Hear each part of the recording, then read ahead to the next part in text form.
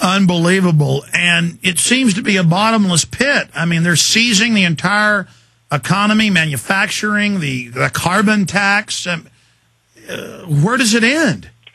Well, here's the way we're looking at it. As you know, we keep repeating it, and it's worth repeating because it doesn't seem to hit a lot of people in the head the right way, is that you can't print phantom money out of thin air backed by nothing, producing practically nothing.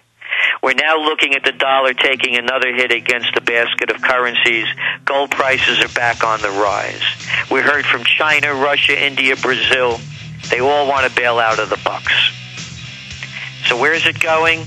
The decline of Empire America. Gerald Celente, Trends Research. We'll give you the website when we get back, listeners. Will they be able to pump it up one more time, or is this the big one? Is this the big implosion? Stay with us. All right, Gerald Celente going right back to you. Calls coming up the next segment. When you say this is the greatest heist in history, I don't think people understand. You really mean that.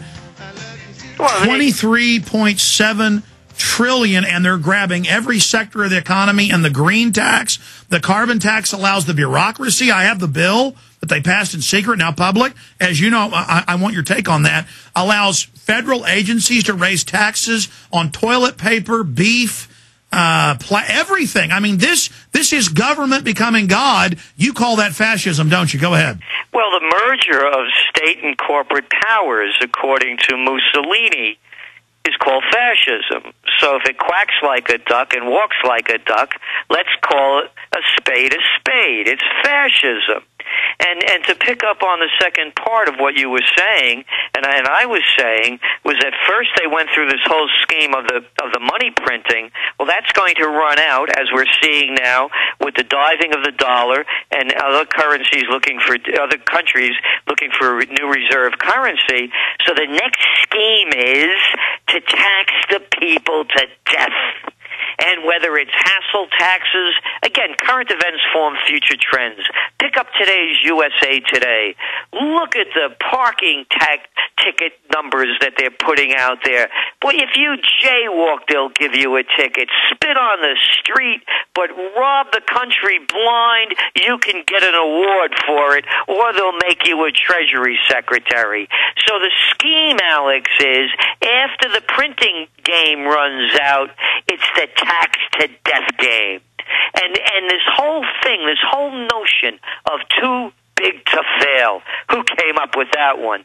I can say with full authority that their mother's not better than mine. What would happen if they failed? No one's ever told us.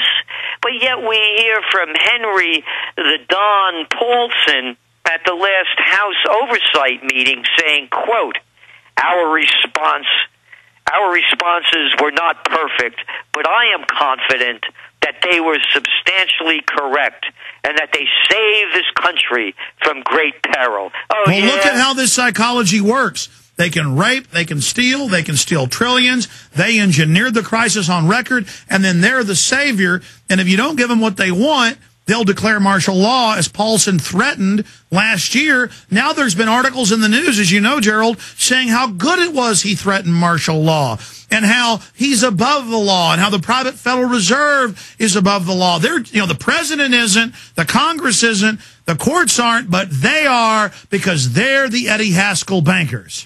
And they're more than that, as I said. They're the Wall Street Mafia. It's Henry the Don Paulson. You read the New York Times, he bullied Congress. Bullied Congress? What do you mean bully? Who is this guy to bully Congress? Oh, and there's Jamie Legs Diamond from J.P. Morgan.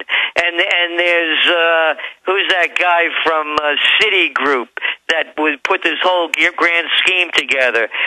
Sandy Greedy Pig Weil. No, let's call them who they are.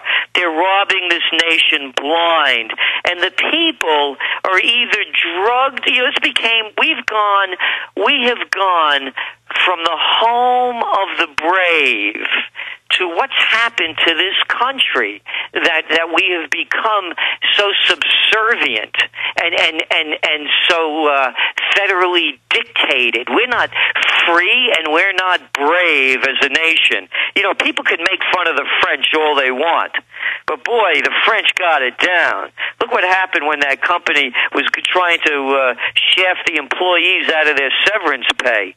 They threatened to blow the place up and all the equipment in it. When they do boss snappings, these are the people that brought us off with their heads. They know what it's like to be living under a tyrannical government where they say, let them eat bread. Now it's give them some health care. Well, on top of this, when you look at the French, when they try to plant GMO crops there, the farmers just burn it down. And I don't know how Americans were always known as the quickest to stand up to tyranny. Now we're known worldwide as kind of the suckers. How did that happen? Boy, I have to say, you are what you eat. And look what this country eats, and look what they look like, and look what they've become. Yeah, we just became decadent. We're the great-grandchildren of really hard-working people, and we become a bunch of slobs, myself included. We got to get our dignity back and not be so cowed. Gerald, I want to take calls and get into where you see all this going, how you see the revolution breaking out, and a lot more. The website is trendsresearch.com. Trendsresearch.com.